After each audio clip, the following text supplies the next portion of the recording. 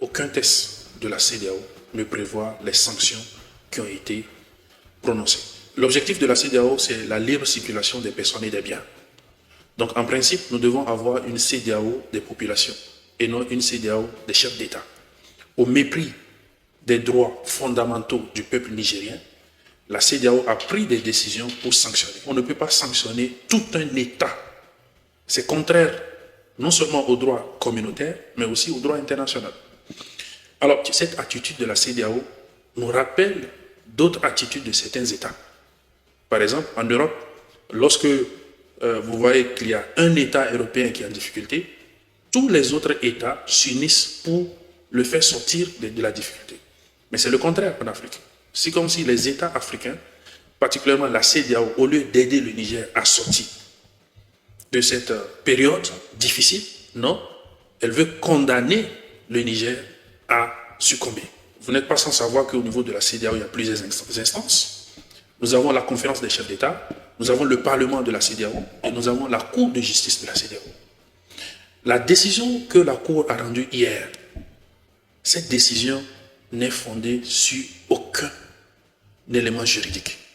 Et vous allez voir, dans sa décision, dans le délibéré, le juge a estimé que les intérêts de l'État du Niger sont confondus aux intérêts des autorités qui ont pris le pouvoir.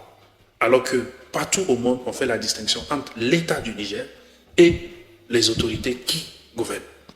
Et les relations internationales, ce n'est pas les individus, c'est l'État. Ce sont des États, ce n'est pas des individus. Alors, la décision que la Cour a prise hier, c'est une décision purement à caractère politique. Ce n'est pas une décision à caractère juridique qui invoque des éléments de droit qui ont été préétablis, mais non, c'est une décision qui a un fondement politique.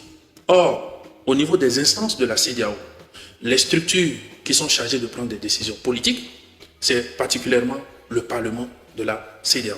Et le Parlement de la CEDEAO s'est déjà prononcé et a demandé à ce que les sanctions soient levées.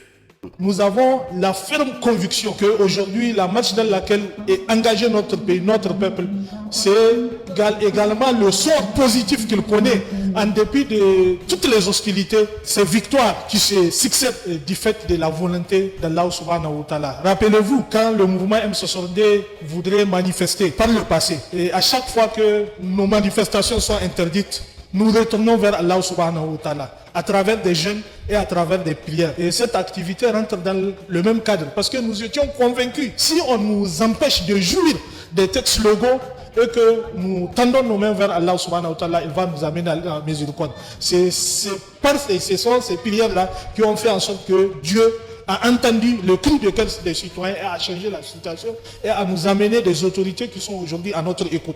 Nous sommes en train de les accompagner et nous œuvrons ensemble pour que véritablement notre pays, sa souveraineté et sa dignité soient respectées par tous les acteurs. Et donc, nous estimons qu'à travers ces prières-là, Allah subhanahu wa ta'ala va guider et va faire entendre raison aux chefs d'État de la CEDEAO, en tout cas la majorité qui vont se réunir demain, pour qu'ils puissent aider et opposer la cause. Et Inch'Allah, quelle que soit la décision qui sera issue au sommet de la CEDEAO, c'est le Niger qui sortira grandi. Il faut ajouter que des séances similaires de prières ont été organisées sur l'ensemble du territoire national à l'appel du M62, un mouvement citoyen, patriotique et républicain qui lutte pour la souveraineté du Niger et la dignité de son peuple depuis sa création le 2 août 2022.